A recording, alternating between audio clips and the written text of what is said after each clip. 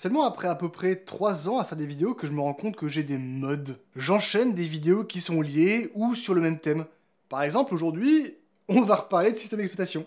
Bonjour à tous, c'est Deru et bienvenue pour un petit Deru Tech. Comme indiqué en intro, on va reparler système d'exploitation, ou OS, mais de manière un peu plus subtile, puisqu'on va parler des OS obsolètes. Je ne vais pas vous faire un point sur ce qu'est un système d'exploitation, ou OS pour Operating System, qui est un ensemble de programmes, de protocoles, de processus permettant de gérer les ressources d'un ordinateur et de permettre la bonne communication et le bon fonctionnement entre chaque composant. Je vous en ai déjà parlé dans une autre vidéo, celle d'il y a 2 semaines. Et si la vidéo sur macOS sort après celle-ci, je suis pas dans la merde.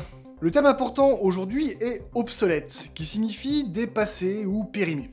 Pour un OS, cela signifie qu'il n'est plus maintenu par l'éditeur, comprenez ici qu'il n'est plus mis à jour par l'entreprise ayant édité cet OS, et donc que des problèmes peuvent survenir sans qu'aucune solution ne puisse être mise en place. Après, c'est pas quelque chose d'exceptionnel, ça arrive avec tout. Au bout d'un moment, certains modèles de voitures ne sont plus produits, et ça peut poser des problèmes pour trouver des pièces pour les réparer. Pareil pour des cartes mères d'ordinateur, si elles sont trop vieilles, elles ne seront plus compatibles avec le matériel récent. Pareil pour les cartes du monde de 1832, elles ont un chouïa changé depuis quelques temps.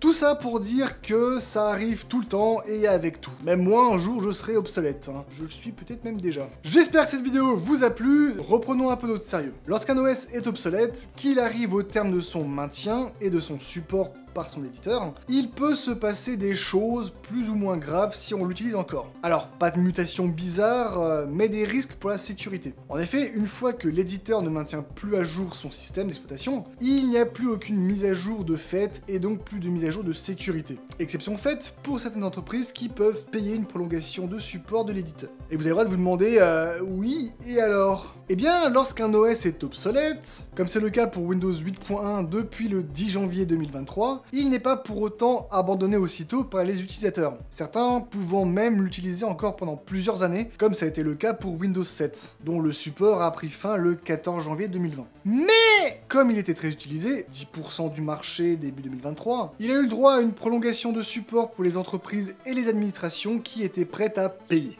Cette utilisation, faite de l'OS après qu'il n'obtienne plus de mise à jour, fait tout le bonheur des pirates, qui peuvent enfin trouver plein de vulnérabilités dans le système d'exploitation sans qu'aucun correctif soit disponible. Et ce n'est pas pour rien que Microsoft propose pour certains PC d'installer le nouvel OS gratuitement. Bon, ça dépend aussi si le matériel est compatible. Et c'est plus ou moins l'une des raisons, sachant que les utilisateurs qui installent le nouvel OS servent de bêta-testeurs, et peuvent remonter certains problèmes à Microsoft pour qu'il les corrige. Et cette fin d'OS va arriver à Windows 10 le 14 octobre 2025. Donc vous avez un peu plus de 2 ans et demi pour passer à Windows 11, si vous êtes sur Windows.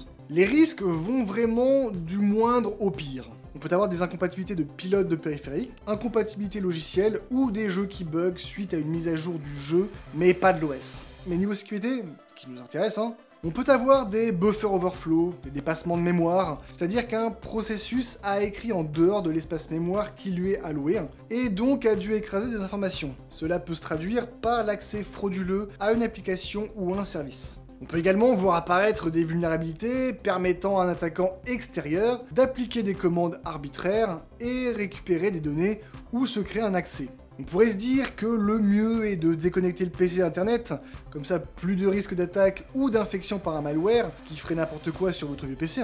Mais ce n'est pas vraiment une solution puisque dans ce cas, plus rien ne sera mis à jour, même pas l'antivirus, qui, je le rappelle, fait partie des composants de sécurité essentiels d'un PC. Et maintenant, avec le dématérialisé, on ne pourra même plus installer quoi que ce soit sur le PC. Le déconnecter à Internet signifie presque le geler dans le temps. La meilleure des solutions reste d'installer l'OS le plus récent, sachant que si vous attendez le dernier moment, à savoir le moment où votre système d'exploitation devient obsolète, c'est que vraiment vous avez attendu le tout dernier moment pour agir.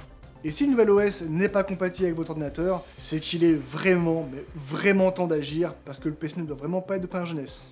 Petite vidéo un peu courte, mais malheureusement avec la fin de Windows 8.1, la fin définitive de Windows 7 et la fin annoncée de Windows 10 en 2025, il faut comprendre qu'il y a de réels risques à ne pas faire de mise à jour ou à ne pas changer d'OS. Mais pas que pour Windows, c'est la même chose pour macOS et Linux.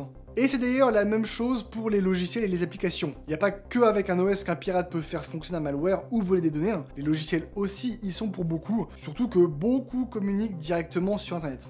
J'espère que cette vidéo vous aura plu. Si c'est le cas, n'hésitez pas à la partager pour qu'elle soit vue par un maximum de personnes, à laisser un pouce en l'air pour m'encourager, à vous abonner, à laisser un commentaire et à me rejoindre sur les réseaux sociaux. Sur ce, je vous souhaite une bonne nuit, bonne soirée, bonne journée, et n'oubliez pas, la sécurité est l'affaire de tous. Ciao! Nos prières ont été exaucées. Insérer blague sur Apple ici. Blague sur Apple ici. Bon, c'est bon, ça, on a compris. Le petit minou qui est là, il est adorable, le petit minou.